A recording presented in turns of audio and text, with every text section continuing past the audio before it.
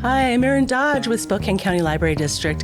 I just had a chat with Marit Fischer, Chief Marketing Officer for the MAC, also known as Northwest Museum of Arts and Culture.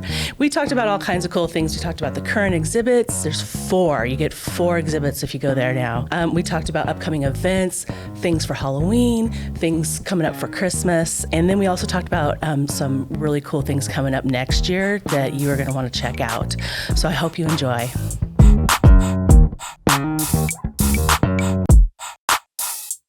So welcome. Thank you. It's really great to be here. Great to have you. Thank you. Can you tell us a bit about the exhibitions that people can see right now happening at the Northwest Museum of Arts and Culture? I would love to. I am going to start by talking about the exhibition that opened most recently, just September 28th, and it's called Joe Feddersen, Earth, Water, Sky.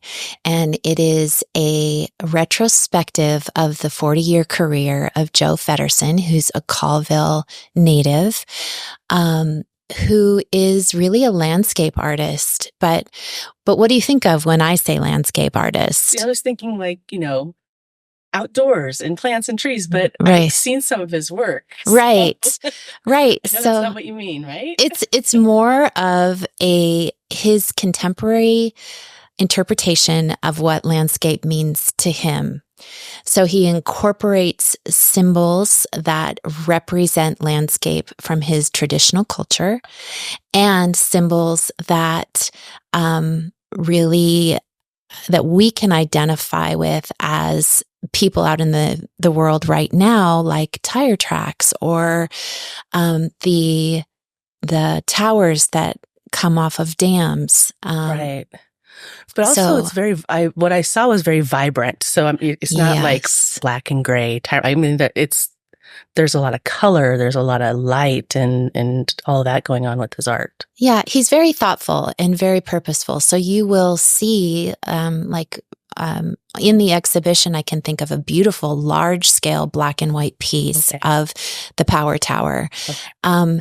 It's made that way on purpose to really make you think about what that tower represents to us. And when he talks about or creates a tower to show us, he really thinks of those as thieves because they're taking from the people who had been on the land forever. And, really drawing out the power and the energy and right. So taking the resources without giving resources, without an energy exchange, if you will. Yes. Yeah. But he has a really acute sense of humor. Okay. He's a lovely man. And when you go and spend time with his work, you really feel that connection to the history and his heritage, but also, I think, to him. So it's a beautiful exhibition, and I really recommend that people go see it before it closes on January 5th. Okay. Great. Yes. Also, thinking about heritage and history, we just celebrated, we'll talk about the first. Okay. The first in history first. 50 years ago, of course, Expo 74 was here, and we've had all these great celebrations around town over the summer. The actual Expo 74 did run through the holidays. Okay. And so when we built our exhibition, it happened here, Expo 74, 50 years after. Right. We decided to let it run the time frame that the first expo, the Expo 74, did run.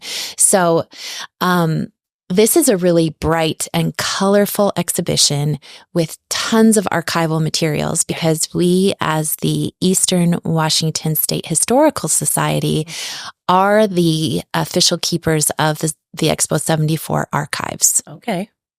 300 boxes, I think, they delivered to us when they closed Expo.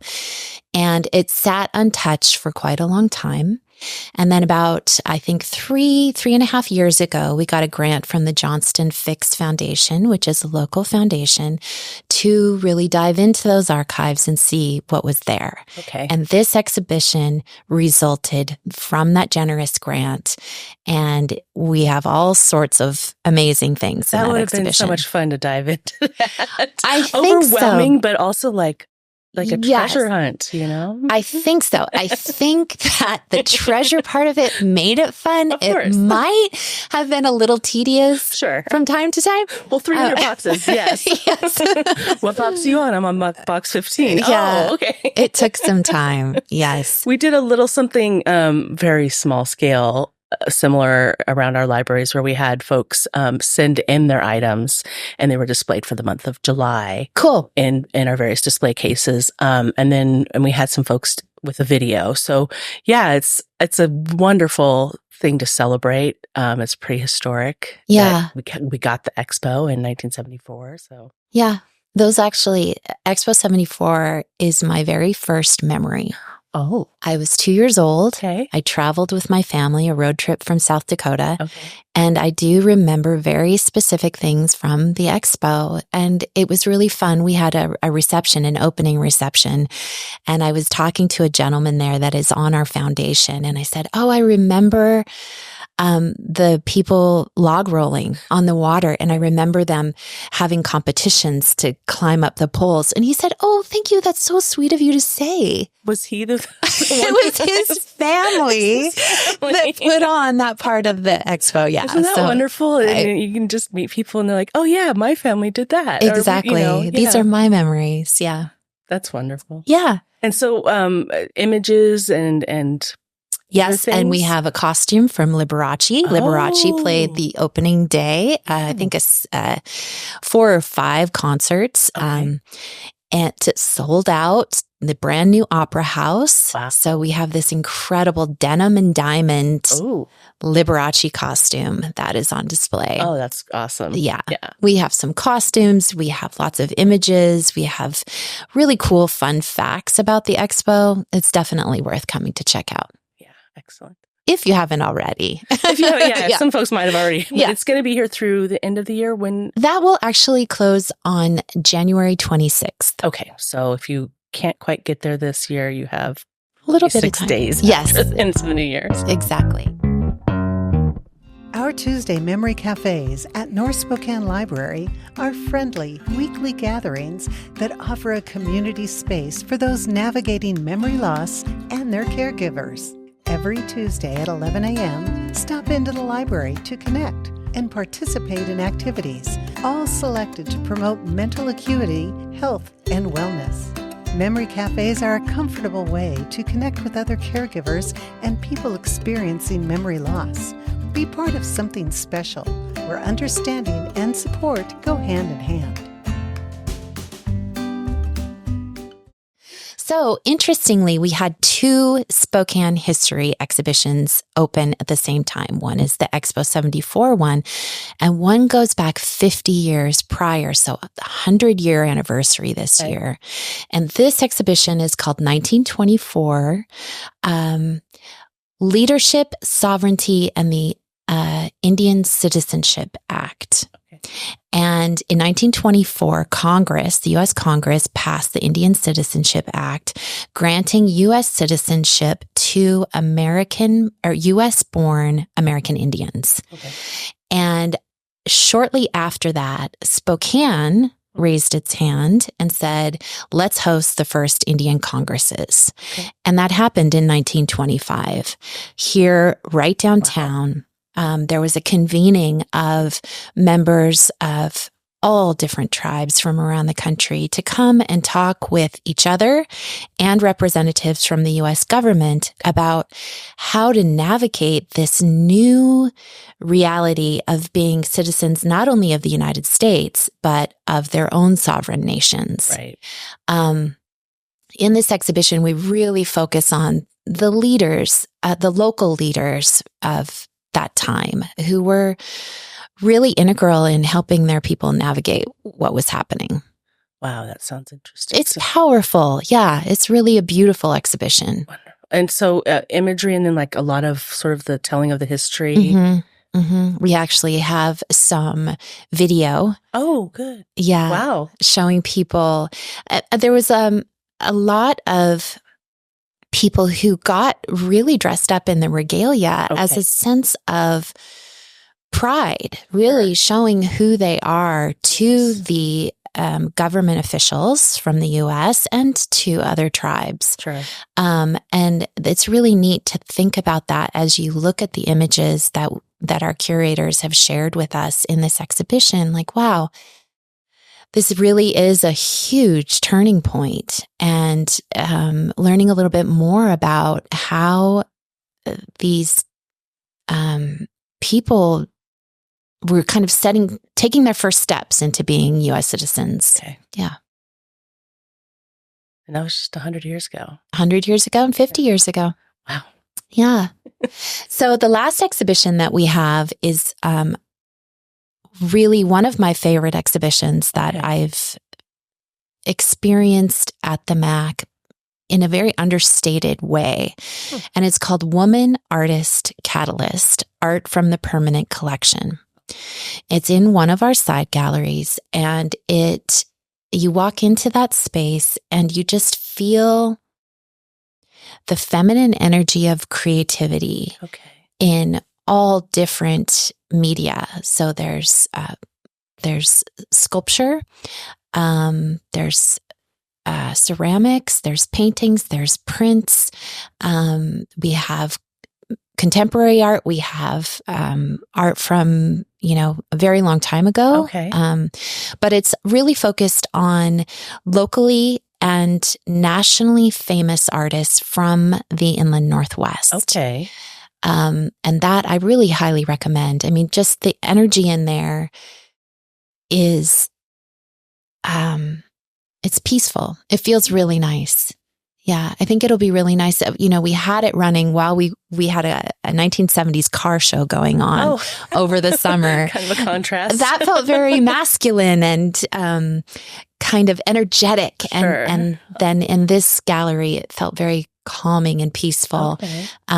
Now we have a whole different feel with the Feddersen exhibition. Sure. And I think they complement each other really well. Yeah, that sounds wonderful. Yeah. I want to come check it out for sure. Please do. Please do. It's great that that you've partnered with SCLD and we have family museum passes. So yes. A family with, I think, up to 4 kids, 2 adults can come down. They can check it out from the library and they can come down and they can see everything. Basically for free, but with the pass that the library provides. Absolutely. The library provides such a service, and I'm really glad that we can partner on that. Yeah, it's wonderful. Yeah. We love the MAC. People love that. We get such good compliments about like, oh my gosh, that was so wonderful. We're so glad you had passes. We were able to see it. Everybody in our family was able to go. So right. Yeah. Well, because it makes it accessible for lots of people who maybe might not have been able to afford the cost of the museum for 2 adults and 4 children. Right. And we're really happy to provide that service. Yeah, that's great. And so the exhibitions, they rotate in and out, but you have other stuff going on. We do. At the MAC all the time. You have a big calendar of events. Yes. I like to think of us as a giant gem, right? And we have the big exhibition, and that's like you could hold this giant, let's call it an emerald, right? Okay. But there are lots of facets on it, right? And when I'm thinking about it, I'm the chief marketing officer at the MAC, and I like to think about what will bring people in day after day, repeatedly over the course of the run of an exhibition, which might be, 3 to 6 months. Right. And we have a very talented education team and programming team at the MAC. It's actually run by my colleague, Rob Worstel, who worked for 30 years at the MFA, the Museum of Fine Arts in Boston. Okay. And did all sorts of amazing programs there that he's now integrating into the MAC. So the whole community is so lucky to have him and his team. Yeah. And there's programs, events for children. Yes. And then also for adults. That's right. So can you tell us a little bit about what's coming up for for the kids? Or? Well, we're in spooky season. So let's talk about trying to get to the stuff on well, let's talk about what's coming up for Halloween. Okay. So first of all, I'm going to go in order here. So on October 27th, we have Campbell House Halloween. Oh, fun. Yeah, it's going to be a dress up event. So wear your costumes and come down. It's for the whole family. The cost is $5 per person, which is super affordable because we provide treats. We have games and a scavenger hunt. Oh, fun. And I believe I've heard rumor that the scavenger hunt is going to be little tiny pumpkins hidden around the house with letters on them. Oh. So once you find all the little pumpkins, then you have a word search game or what would that be? A word unscramble. Cool. So that would be really fun. And then they're going to have Halloween themed crafts in the house as well. So that's from 4 to 6 p.m. on the 27th, which is a Sunday. The cool thing is, and we can talk about what I have here on the table. Okay. We have these trick or treat to go bags that are available for sale for $5. You can buy them in advance and then pick them up at the Campbell House Halloween event on the 27th. Actually, all day on the 27th, these are available for pickup. And our education team, I've already said how wonderful they are. Our youth education team built these. They include a whole set of 10 markers, brand new watercolors, and all the materials that your little ones will need to do these really fun crafts. They include the instructions. So we have a little tie-dye bat. Cute. Super cute. And they do include eyeballs. This guy doesn't have eyeballs, but you can put your own eyeballs. And they have like many, many eyeballs. You can eyeball this thing up. And then they have kind of ghost watercolor, the old use a white crayon and then watercolor. Oh, so fun. Kids will be able to do these fun crafts at home. And then it includes a little bit of candy because it's Halloween. It's Halloween. Yeah. It's Halloween if you don't have candy. That's right. And then I love that you provide the instructions. Sure. That's with cute little examples of bats. Yes. Very cute. Yes. And they get this really cool bag too that they can color and decorate themselves. Wow. Yeah. That is a bargain. Yeah. Those bags cost $5. I know you add this up, it's more than $5. But we are very happy to provide this to people who would like to come and pick them up. Yeah. So they're for purchase via our website or calling up the museum, which is 509-456-3931. Okay. And we'll have the link in the description for the museum. Yeah, we'll make it easy for people for sure. Yep. So that's on the 27th. Okay. Then for big people. Okay. One of the coolest things we do, I'll start by, it's like a cool thing in a package. So we have something called Mac After Hours. And on the last Wednesday of every month, except for November and December, because that's kind of big holiday time. Yeah. We have this after hours event at the Mac that includes live music. We call in local musicians to play for us. We have in the summertime a beer garden outside. In the wintertime, we serve wine and beer in our cafe space. Okay. We have food trucks in the summer and light snacks in the winter. We have all sorts of really cool things going on in the museum, like gallery talks with the curators. We have an art class at each Mac After Hours. That's an additional cost, but sometimes it's clay building. This one coming up, they're going to be making ceramic dogs. Oh, super cool. That sounds really cool. Sometimes they do illuminating manuscripts. Sometimes they have watercolor classes. So it's always a really great idea to see what's coming up at Mac After Hours to sign up for the class in advance. And all that information is on our website, and I put it on social media as well. The cool thing is it's half price admission and free for members. So it's a screaming deal. Yeah. Okay. The other thing that we have is at each one of these, we have special Campbell House programming. Oh. And everything we do in Campbell House has a historical angle. Okay. Well, this is on Wednesday, October 30th this year. So the day before Halloween.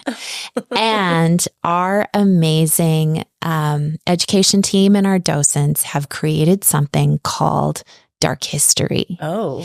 And what they do is they dive deep into seances, spiritualism, divination, and death. Oh my gosh. Yes, from a historic standpoint. Yeah. So we'll have 4 tables within the house with different experts talking about seances, diving in deep with that. Well, this would be something people would regularly have, right? They would have a seance party. Yes, they did. It was really big in the early 1900s. Okay.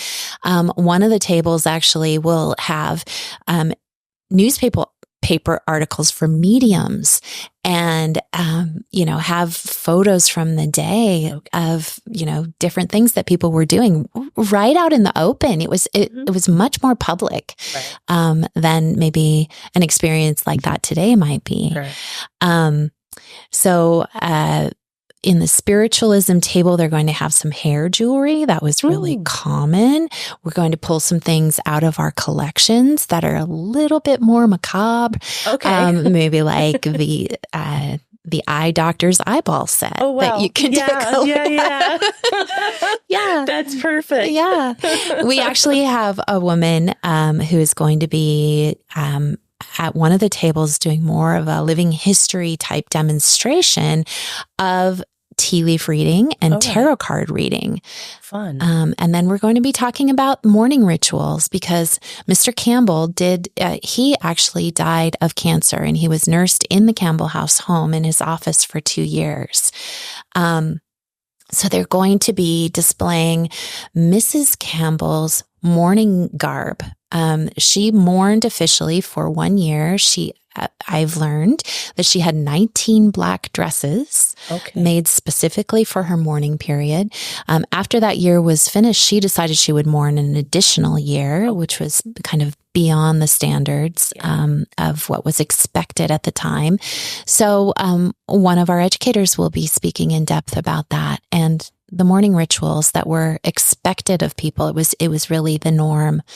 There was a difference between the morning rituals of the wealthy and the non-wealthy in the early 1900s. The non-wealthy didn't mourn as long because they needed to take care of business. They needed to work. And they needed to marry for the care of the children so that was a little faster turnaround. Whereas someone with the stature and society of Mrs. Campbell had the luxury really to mourn for 2 years. Yeah. Well, that sounds also fascinating. Yes, it is a hugely popular event. So if you do come to MAC after hours, you might expect a line to get into the Campbell House, but they will be moving people through. And we really want to make sure that everybody who wants to come in can. And get a chance to experience it. Yeah. Yeah, nice. So that's what we have coming up. And then we, of course, go right straight into the holidays. Then it's just like, bam, right there. Yes. Holiday season. Yeah, so I'll just be really quick about that. We have our holiday kickoff celebration, which is November 30th, right after Thanksgiving, of course. And that's free to the public. It's going to be a big lighting ceremony. We're going to flip the switch on all the holiday lights for the whole MAC campus. We will have Santa Claus. We will have Hulda, the Swedish cook of the Campbells, who is there every single year making her sugar cookies. Oh, fun. Due to health regulations, she can't make them during the thing, but she'll have been baking. They'll have been being baked. Yes, and she'll have kitchen, right, and individually wrapped. But she will have sugar cookies for everyone. Wonderful. And people do make a tradition out of that. I mean, she has kids that she greeted when they were tiny, and now they're bringing their little ones to see her. So that's awesome. Really special. Yeah.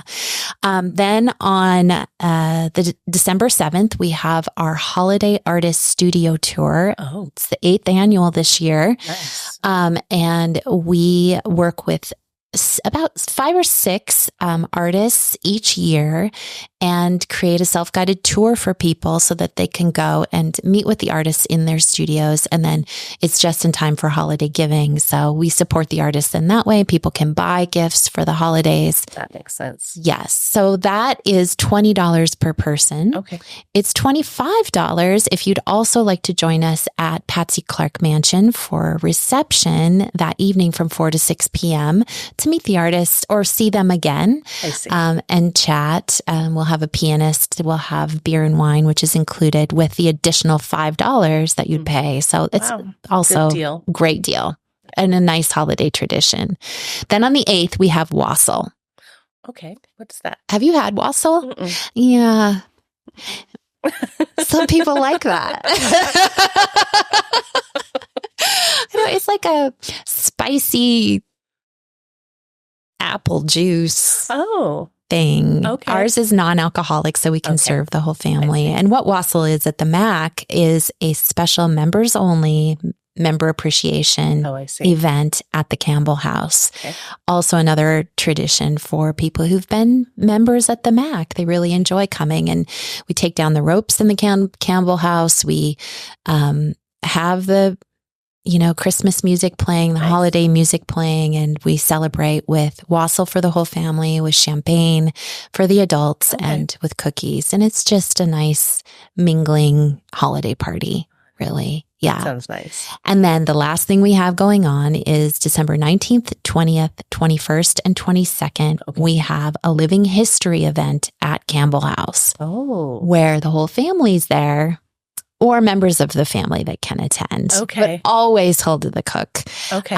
Lots of times there's chauffeur. Lots of times Mr. Campbell is in the house. Okay. Lots of times Helen is there. All right. And is there interaction? Or yes. Okay. Yes. They're preparing for the holidays. I see. The house is completely decorated. They're getting ready for the actual holiday celebration that will be happening. Okay. And so you can go and you can speak with Helen or you can speak with Hulda, and they're all in character. Sure. And just telling you about their lives. Amazing. It's really, really cool. Yeah, that sounds fun. Yeah. Yeah. So that's our holiday time. That sounds amazing. Yeah. I'm not, if folks don't know, now they know. Yes. Yeah. The Campbell House Holidays is included with admission, so there's no extra cost to that. Wassail, of course, is free for members and their guests. The holiday kickoff on November 30th is free. And then the artist studio tour, like I said, was $20 for the tour and $25 for the tour and the reception. All right. Yeah. A lot going on. Yes. Oh my gosh. And isn't that great? That is great. Because the museum is alive and we have so much happening. And I want people to know that. Point. The museum is alive. Yeah. I like that idea. Yeah. Well, it's so true. I think sometimes people think of a museum as a place where you go and be quiet and look at art. Mm-hmm. And yes, there is a moment for that. Sure. But with the programming that we have going on and with our open arms and open doors, we want people to really understand that you can come to the museum and have fun and learn and engage with others who are like you, who like art, who like history, who like culture. Yeah. We've attended a few at my family of the Titanic a few years back. Yes, that was fantastic. And I think was it Pixar? Mm-hmm. Well, there was a DreamWorks exhibition. DreamWorks, that's what I'm thinking of. Yeah. DreamWorks, yeah. That was great. We missed Minecraft. That was a really good one. But I know it was really good, but we missed it. Darn it. Yeah, I think we just had too many coughs and colds and things happening. Yes, understandable. Unfortunately. But. Well, you have older children now? They're older now. Yeah. I think my daughter, who is is a digital artist. We should probably go more often, and she can just experience it. So she probably would love the what was it? The women. Yeah, Women Artist Catalyst exhibit. Yeah, I should probably love them all. But, yeah. You know, we have a really cool set of exhibitions coming up in February. Yes, I did want to know about that. Yeah. I think this will be a really great one for families. It's a samurai exhibition, and it features the armory and weaponry and some personal items of members of the military and spiritual ruling class from Japan. It was, 700 years in the 12th century. So these are really old. They're really cool. Who doesn't want to get up close with some armor and a sword? Right. Yeah. My 12-year-old son does. Yeah. Yeah. And simultaneously to that exhibition, we have another exhibition called The Evolution of the Japanese Sword. Okay. And that is particularly about the beautiful artistry of the Japanese sword. And this one is really fun because it was curated by a company called G-Day Arts. And one of the men is the sword expert, the samurai sword expert from Pawn Stars. Okay. Mike. Pawn Stars. Yeah. Mike Yamasaki. Okay. So anybody who loves Pawn Stars, who's seen him go on there and, assess a samurai sword that walks in the door and talk about it, is that guy. That's cool. Yeah. Well, claim to fame, I guess. Claim to fame. We have a celebrity. Yeah, I'm the sword guy. Wow, that sounds sounds really fascinating though, because the history, like thinking about 700 years of the samurai tradition and all of that comes with that. I mean, put it into perspective. We were just talking about what was happening in Spokane 100 years ago. Yep. And that seems like so long ago. And you see images and it just feels like ages. But to have, material culture from the 12th century that was from a dominant class for 700 years, it just really makes, it makes you think. It makes you think. It kind of puts things in perspective. Exactly. Yeah. It puts things in perspective for sure. Yeah. Well, Marit, thank you so much for being here. I hope everybody that's listening and watching stops by the Mac and the Campbell House and takes advantage of all the cool things you have going on. I hope so. Yeah. And if you come to the museum during business hours, this goes for anyone, and you want to say hi, just ask for Marit and I'll come down. I'll come down and see how you're doing. Wonderful. Thanks so much for having me. Yeah. Thank you for being here. Mm-hmm.